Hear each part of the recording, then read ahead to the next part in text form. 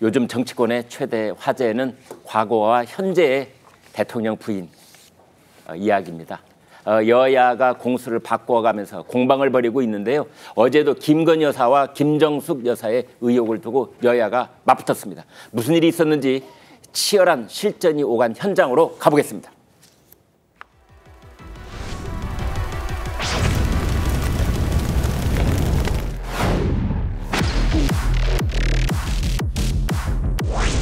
직무 관련성이 없다면 그러니까 호의적인 선물이라고 판단될 가능성이 있습니다. 300만 원짜리 정도는 대한민국 국회의원 와이프들이 다 받아도 되는 거죠?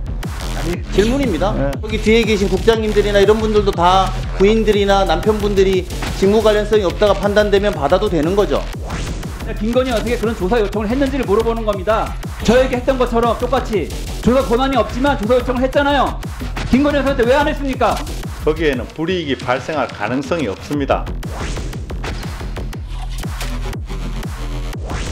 가액 10만 이상 선물은 무조건 국고에 기소하도록 되어 있는데 이걸 개인적으로 가공 착용해서 간 겁니다. 법령 위반이 아니에요. 대통령 기록물 보관에 대한 명백한 의무 규정 위반 사례에 대해서 법적으로 제재를 해야 됩니까? 아니면 어떻게 해야 됩니까? 기록물인지 여부는 사실 저희가 판단 사항은 아닙니다. 대통령실에서 막 판단하셔야 됩니다. 네, 성국건 국장님. 네. 예나 재나 어제에 이르기까지 우리나라 대통령 부인 이렇게 편할 날이 없습니까? 저는 이것을 우리 정치가 참 허약성을 노출한다. 아, 너무 예. 허약하다. 네. 그리고 소재가 너무 빈곤하다. 그런 생각을 하게 됩니다. 네. 특히 이게 대선 때 저는 시작이 됐는데 대선 때 민주당 논평을 보면은 윤석열 후보 논평보다 김건희 여사에 대한 논평이 더 많았어요. 하. 그리고 특히 결혼 전에 있었던 일들, 네. 뭐 도이치모터스 이런 이야기나 아니면 학력 경력 부풀리기, 결혼 전에 있었던 거고, 네. 심지어는 일부에서 주장하는 줄리 의혹까지 막 들고 나왔습니다. 네. 그리고 그러니까 허약한 고리로, 약한 고리로 본 거예요. 아, 예. 윤석열 후보보다는 여기를 공격을 해야지 뭔가 없겠다. 최대 약점이다. 네, 그것이. 약한 고리다 해서 네. 계속 공격을 하는 겁니다. 네. 심지어 일부 그 유튜브와 같이 해서 네. 무슨 뭐 7시간 녹음 이런 것도 또 나오니까 네. 그때 MBC와 같이 해서 이걸 또 뭐 확대 재생산시키고 계속 했죠. 네. 그래서 이렇게 그 하다가 보니까 결국은 그 김건희 여사를 약한 거리로 공격을 했는데 그런데 이제 대선이 끝나고 대선 후에는 어떻게 상황이 벌어지냐면은 이재명 전 대표 사법 위기가 고조될 때마다 그때마다 김건희 특검을 이야기했어요. 맞불 그렇군요. 작전으로 네. 맞불로 계속 김건희 특검을 이야기했습니다. 네. 그러니까 이제 김건희 여사가 공격을 당하니까는 여권에서는 또 맞불을 놔야 되니까는 김정숙 여사를 또 그 소환을 하는 거예요. 네. 아니 예를 들어서 서울시 의원인 이종배 의원이 그 세 가지로 고발을 한다든가. 그랬죠. 이렇게 하니까는 서로 이제 그 여사들끼리 해서 또 김혜경 여사도 거기 또 소환이 돼서 네. 상김 여사 특검 이런 이야기까지 나왔지 않습니까? 그랬죠. 네. 그런데 또 최근에 김정숙 여사가 논란이 다시 시작이 된 것은 결국은 문재인 전 대통령이 해고록에서 네. 그 타지마할 여행을 사상 첫 영부인 단독 외교 이렇게 표현을 하면서 불이 붙었고 네. 지금 또 검찰에서 김건희 여사 또 소환을 했기 때문에 제3의 장소지만 소환을 했기 때문에 계속 되도록표처럼 이렇게 이 소재의 악순환 속에서 양쪽의 여사들이 등장을 하는 상황이죠.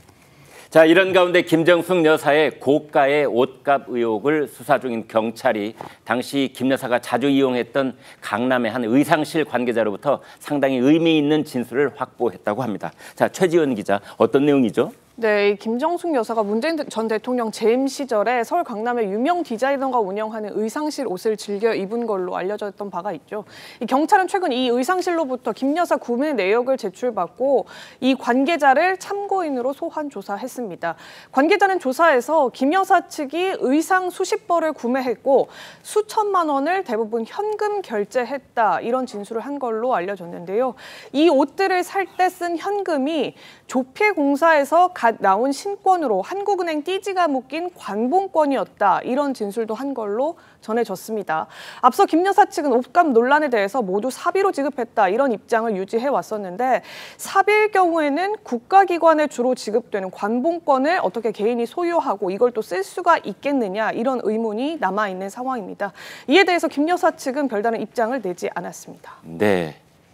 최창렬 교수님, 네. 이제 관봉권 그러면 아마 지폐를 100장 단위로 묶은 다음에 이제 관이 국가기관이 봉인을 했다 그런 뜻 같은데요. 관봉권. 자, 대통령 부인은 옷 살 때 항상 현금으로 삽니까? 아니 근데 이 관봉권이라는 게 조폐공사가 한국은행에 공급할 때 네. 그때 이제 그대로 지금 말씀하신 그 띠를 이제 둘러서 그렇죠. 관이 찍혀서 하는 게 관봉권 네. 지폐거든요.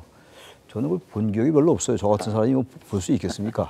네. 아 근데 이 부분을 지금 사비를 썼대는데 네. 그게 이제 한국은행이 가지고 이런 거 우리가 본 명절 때 신권이라는 말을 많이 하죠. 네. 은행 가서 이제 자기 가족들한테 주려고 이제 신권으로 바꾼 경우는 있는데 그 신권하고 또 다른 얘기예요. 이 관봉권은 그러니까 다른 사람 손을 거치지 전혀 거치지 않는 않고 거죠. 그러니까 한국은행에서 직바로 받은 돈이라고 지폐공사가 할수 있어요. 한국은행에 바로 공급하고 네. 또 이제 정부가 부처나 어디 공급할 때 그대로 가는 돈들이에요. 그러니까 이게 네. 개인한테는 이 관봉권이 있는 상태에서 가는 게 대단히 상정하기가 어렵죠. 네. 일단 그렇게 된 다음에 그 돈이 공급된 다음에 이제 그렇게 띠를 풀고 이렇게 주는 거겠죠. 네. 관봉권 자체로 다발 자체를 줬다는 것 같은데 그거는 일단 일상적으로 볼 때는 이해하기가 좀 어렵죠. 네. 개인적인 옷을 구매하는데 네.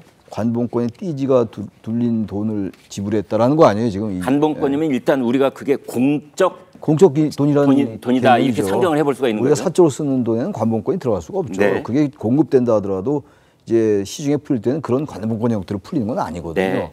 그러면서 볼 때 이 관봉권의 형태로 돈이 지불됐다고 이제 의상실 관계자가 얘기하는 걸로 봐서는 이게 사적으로 샀다라는 말과 잘 상치가 되는 거죠. 상위가 되는 거라고 네. 봐야 되겠죠 일단. 예. 그래서 그 앞뒤에 대해서 납득할 수 없는 부분이 있는데 김정숙 여사 측은 여기 대해서 지금 해명을 내놓지 않고 있다라는 소식까지 저희가 들었습니다.